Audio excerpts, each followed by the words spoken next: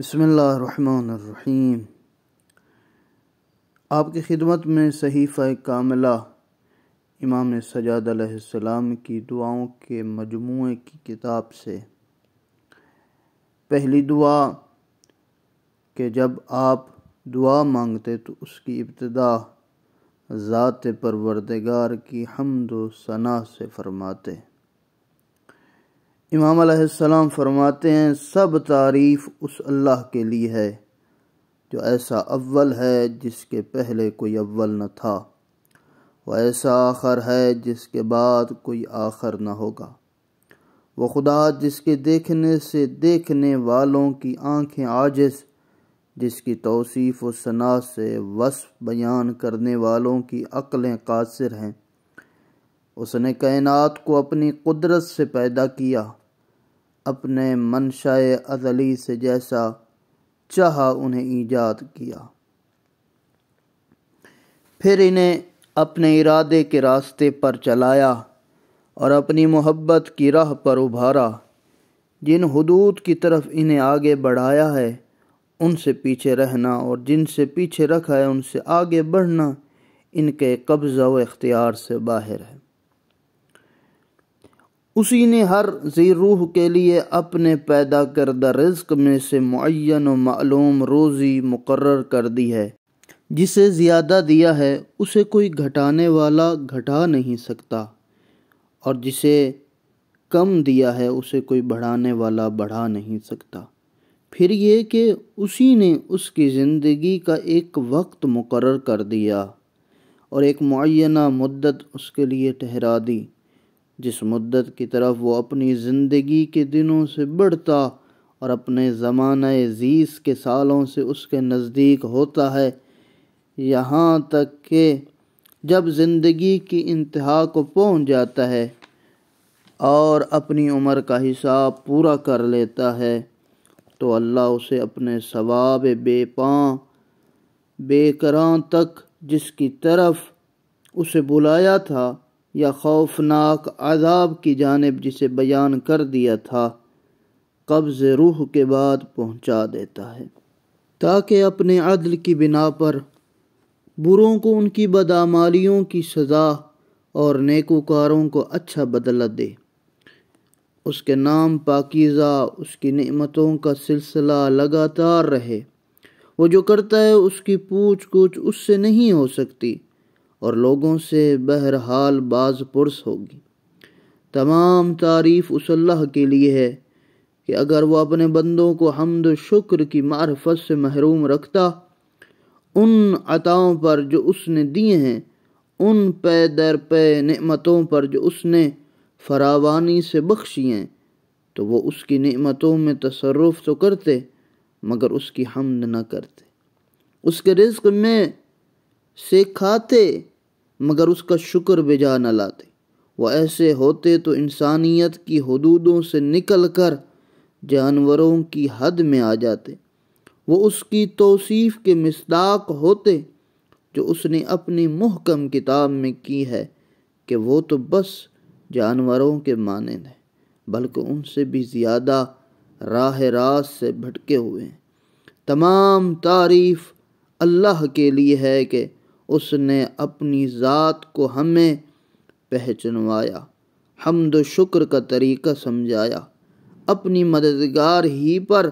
علم و اطلاع کے دروازے سے ہمارے لیے کھول دیے، اور توحید میں تنقیہ و اخلاص کی طرف ہماری رہنمائی کی، اپنے معاملے میں شرک سے ہمیں بچایا۔ ایسی حمد جس کے ذریعے ہم اس کی مخلوقات میں سے حمد گزاروں میں زندگی بسر کریں، اس کی خوشنودی و بخشش کی طرف بڑھنے والوں سے سبقت لے جائیں۔ ایسی ہم جس کی بدولت ہمارے لیے برزخ کی تاریکیاں چھٹ جائیں، جو ہمارے لیے قیامت کی راہوں کو آسان کر دے، حشر کے مجمع عام میں ہماری قدر و منزلت کو بلند کر دے، جس دن ہر ایک کو اس کے کیے کا بدلہ دیا جائے گا، ان پر کسی طرح کا ظلم نہ ہوگا، جس دن کوئی دوست کسی دوست کے کچھ کام نہ آئے گا، نہ ان کی مدد کی جائے گی۔ ایسی ہم جو ایک لکھی ہوئی کتاب میں ہے، جس کی مقرب فرشتے حفاظت کرتے ہیں، ہماری طرف سے بہشت بری کے بلند ترین درجات تک بلند ہو۔ ایسی ہم جس سے ہماری آنکھوں میں ٹھنڈک آئے، جبکہ تمام آنکھیں حیرت و دہشت سے پھٹی رہ جائیں، اور ہمارے چہرے روشن و درخشاں ہوں، جبکہ تمام چہرے سیاہ ہوں گے۔ ایسی ہم جس کے ذریعے ہم اللہ کی بھڑکائی ہوئی اذیت وہ آگ سے آزادی پا کر اس کے جوار رحمت میں آ جائیں۔ ایسی ہم جس کے ذریعے ہم اس کے مقرب فرشتوں کے ساتھ شانہ بشانہ بڑھتے ہوئے منزل کی جانب بڑھیں جہاں عزت و رفعت ہو۔ تمام تعریف اس اللہ کے لیے ہے جس نے خلقت کی تمام خوبیاں ہمارے لیے منتخب کی، پاک و پاکیزہ رزق کا سلسلہ ہمارے لیے جاری کیا، ہمیں غلبہ و تسلط دے کر تمام مخلوقات پر برتری عطا کی۔ چنانچہ تمام کائنات اس کی قدرت سے ہمارے زیر فرمان اور اس کی قوت و سربلندی کی بدولت ہماری اطاعت پر آمادہ ہے۔ تمام تعریف اس اللہ کے لیے ہے جس نے ہمارے جسموں میں پھیلنے والے اعصاب اور سمیٹنے والے عضلات ترتیب دی ہیں، زندگی کی آسائشوں سے بہرہ مند کیا ہے۔ تمام حمد ہے اس اللہ کے لیے جو ہماری پرورش کی، اپنے فضل و کرم کے ذریعے ہمیں بے نیاز کر دیا، اپنے لطف و احسان سے ہمیں نعمتوں کا سرمایہ بخشا۔ تمام تعریف اس اللہ کے لیے جس نے ہمیں توبہ کی راہ بتائی، کہ جسے ہم نے صرف اس کے فضل و کرم کی بدولت حاصل کیا، اور ہم میں سے کسی ایک کے لیے حجت کی گنجائش نہیں رہنے دی، لہذا وہی تباہ ہونے والا ہے جو اس کی منشا کے خلاف اپنی تباہی کا سامان کرے، اور وہی خوش نصیب ہے جو اس کی طرف توجہ و رغبت کرے۔ اللہ کے لیے حمد ہے اور تعریفیں ہیں